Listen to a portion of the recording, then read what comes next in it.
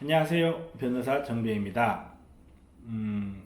이제부터는 제가 실제 상담을 수행한 사례들 기준으로 해서 하나하나 개별의 사안에 대해서 이야기를 해볼까 합니다.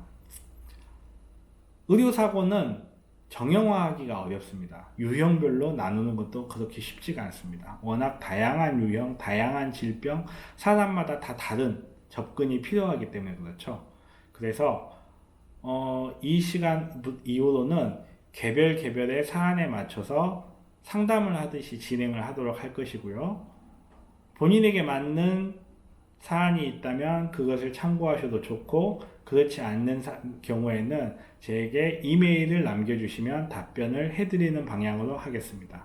다만 질문 자체가 너무 애매한 경우에는 답변을 해드리기가 곤란합니다. 그런 경우에는 따로 답변을 해드릴 수 없다는 것을 이해해 주시고요. 하단에 이메일 주소로 질문을 해주시면 가능한 빠른 시간 내에 동영상 등을 통해서 답변을 드리도록 하겠습니다. 이번에는 제가 약 3달 전에 상담한 사례인데요. 63세 할머니십니다. 63세 할머니고 평소에 심한 허리 디스크가 있어서 계속 물리치료, 도수치료 등을 하였지만 좋아지지가 않았고, 그 때문에 병원에서 권유하여 수술을 받은 사례죠. 그런데 수술한 이후에 환자분이 변을 조절하지 못하는 증상이 발생했어요. 변실금이라고 하죠.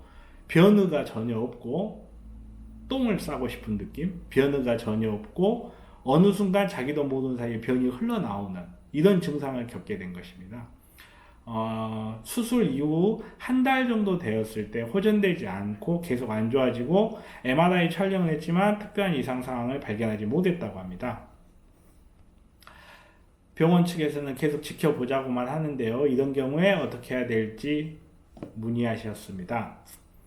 아마도 이런 경우에는 수술 이후에 발생한 마미증후군이라는 것 때문에 생긴 변실금 증상인 것 같습니다. 마미증후군이라는 것은 우리 사람 몸의 척수에는 마미라는 부분이 있습니다.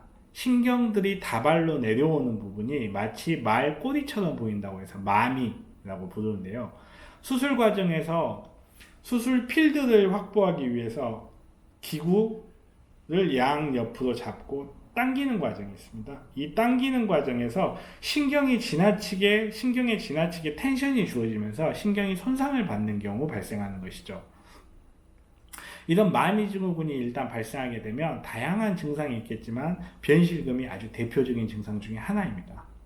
마미증후군이 발생했다면 이것은 일반적으로 의료 사고에 해당하고 그리고 의료 분쟁에 해당될 가능성이 높습니다. 수술 중에 텐션을 줄 때, 수술 환경을 확보하기 위한 텐션을 줄 때 너무 과도하게 잡아당긴 것이기 때문에 의사의 과실이 인정되기가 쉽습니다. 항상 인정된다는 뜻은 아닙니다. 다만 수술 이후 한 달 정도 지나서 호전이 되지 않았다고 하셨는데요. 일반적으로 마미증후군은 수술 이후 약 1년에 걸쳐서 6개월에서 1년에 걸쳐서 천천히 호전되는 경우가 많습니다. 손상 자체가 영구적이지 않은 경우가 많아요. 그래서 충분한 치료를 받으신 후 의료 소송을 제기를 하셔도 무리가 되지 않을 것 같습니다. 급하게 하실 필요는 없다는 거죠. 그리고 실제 소송에 진행이 돼서 완전 과실을 인정을 받는다 하더라도 손해배상액 자체가 그렇게 높지 않을 가능성이 높습니다. 이 부분에 대해서는 정확하게 판단할 근거가 없어서 판단하기는 어렵고요. 그런 관계로 우선 환자의 치료에 집중을 하시고요. 치료를 하였음에도 불구하고 영구적인 장애가 남았는지 혹은 치료를 하여서 상태가 호전이 됐는지에 따라서 청구해야 되는 액수 자체 등이 많이 변할 수 있기 때문에 우선 충분한 치료를 받고 6개월에서 1년 이후 손해배상 여부를 판단하는 것이 좋습니다. 오늘은 여기서 마치겠습니다. 변호사 정변이었습니다. 유익하셨으면 좋아요, 구독 부탁드리겠습니다. 감사합니다.